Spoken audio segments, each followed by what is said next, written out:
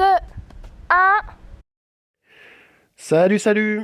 Kilomètre 7 aujourd'hui et j'ai envie de vous parler de la VMA, vitesse maximale aérobie. Alors celle-là, vous la connaissez toutes, hein, c'est une valeur étalon qui est mise un peu à toutes les sauces dans le milieu les milieux de la course à pied. La question aujourd'hui, c'est de savoir si cette valeur, il est fondamental de la connaître, si elle extrapole les résultats dans les différentes distances que l'on va courir. Et puis si c'est une fin en soi, en fait, quoi. Voilà. Allez, on est parti. Alors, avant toute chose, mettons-nous d'accord sur les valeurs. Alors, la VMA, elle s'exprime en kilomètres-heure. Elle se réalise sur un test en courant. Et la PMA, elle se mesure en watts et elle se réalise sur un vélo qui est doté d'un capteur de vitesse. Dans les deux cas, elle mesure l'effort que vous êtes capable de soutenir lorsque vous avez atteint VO2 max, c'est-à-dire lorsque vous avez atteint votre consommation maximale d'oxygène.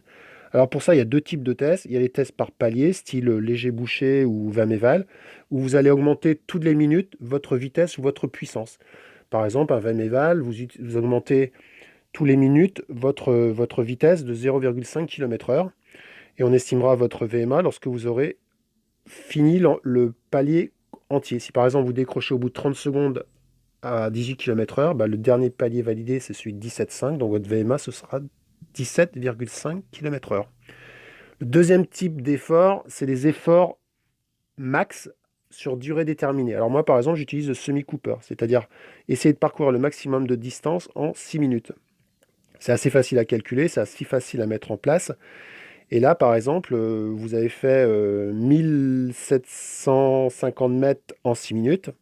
Votre VMA, elle est de 17,5 km/h. Alors, deux choses par rapport à ça, c'est que selon le type de test, vous aurez des valeurs différentes. Il y a des tests qui sont plus difficiles que d'autres. Par exemple, le semi-cooper, il est beaucoup plus ingrat que le léger bouché, parce que ça demande beaucoup plus de gestion, beaucoup plus d'engagement, je trouve, et un peu plus d'expérience dans ses allures. Donc la valeur, elle est moins intéressante. Ça ne veut pas dire pour autant que vous n'êtes pas engagé complètement. La deuxième chose, c'est que pour un même test de terrain, selon le moment de l'année où vous allez le faire, la valeur peut être différente. Soit par des conditions extrinsèques, le terrain, la météo, ou soit intrinsèque par votre forme du jour, par votre volonté, par l'expérience, par l'engagement que vous allez y mettre.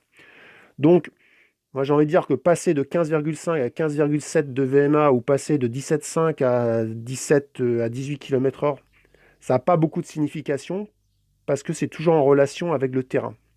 Par contre, savoir si vous êtes à 15,5 de VMA ou à 18 km/h de VMA, c'est quand même intéressant pour un premier test.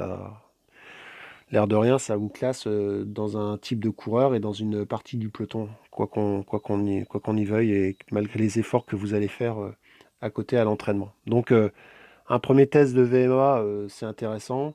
Des tests de VMA tous les 6 mois, ouais, bon, faut voir quoi. Alors, autre chose intéressante à prendre en compte, c'est qu'à VMA égale, on n'a pas la même VO2 max. Vous suivez là? Alors, je vous explique. C'est-à-dire que deux athlètes qui font le même test le même jour et qui ont le même résultat, si l'un est débutant, a une technique de course déplorable et que l'autre a une super technique de course, ce sera le premier qui aura une plus grosse VO2 max parce que pour faire le même effort et le même résultat, il aura consommé plus d'oxygène que le second qui aura une meilleure économie de course.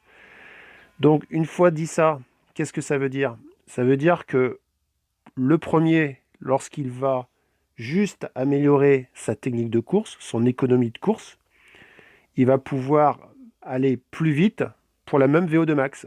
Donc, il va progresser plus vite sur son test VMA que le sujet numéro 2. Donc, ça explique aussi pourquoi, dans un groupe, il y a des gens qui augmentent leur test de VMA, même quand ils ont 35 ou 40 ans, alors que normalement, la VO2 max, elle se développe plus à partir de 20 ans. Donc en fait, c'est pas la VO2 max qui progresse, c'est bien la technique de course. Et donc dans la même logique, puisque l'efficacité du geste est importante, deux individus qui ont la même VMA peuvent avoir des PMA à vélo totalement différentes selon leur capacité à bien ou mal pédaler. Et puis, à VMA égal, on ne fait pas les mêmes résultats en compétition. On n'a pas les mêmes chronos. Euh, et ça dépend. Alors, ça dépend pas que de la stratégie, ça dépend aussi du temps de soutien, c'est-à-dire votre capacité à maintenir un pourcentage d'effort élevé de votre VO2, de votre VMA selon l'effort. Concrètement, à 10 km, certains sont capables de le courir à 90-91% de leur VMA, quand d'autres n'arrivent pas à tenir plus de 88% de leur VMA. Donc, c'est-à-dire que on peut avoir une VMA qui n'évolue pas au fil des années, mais on peut avoir une capacité à soutenir les efforts ou un pourcentage de ces efforts très important au fil des années et on peut progresser dans ce domaine. Donc, ça, c'est fondamental pour comprendre pourquoi deux personnes qui ont le même test n'auront pas les mêmes records personnels selon les distances. Alors pour conclure, parce que là je suis vraiment à la bourre, alors comparer ces valeurs de VMA ou PMA, ça ne sert à rien. Que le travail de fractionné, ça doit vous servir à maintenir vos valeurs de VO2 max, mais surtout, si vous voulez augmenter votre VMA, ça doit passer par votre économie de course en l'améliorant. Alors faites du fractionné sur des terrains similaires à vos compétitions, donc de la VMA nature pour de la course nature et du travail de VMA ascensionnel pour des courses de montagne par exemple. Enfin, privilégiez les développements de temps de soutien, c'est-à-dire travailler à des allures spécifiques à vos allures compétition. Bon, on verra comment on peut développer tout ça dans une prochaine vidéo. Allez, salut, ciao.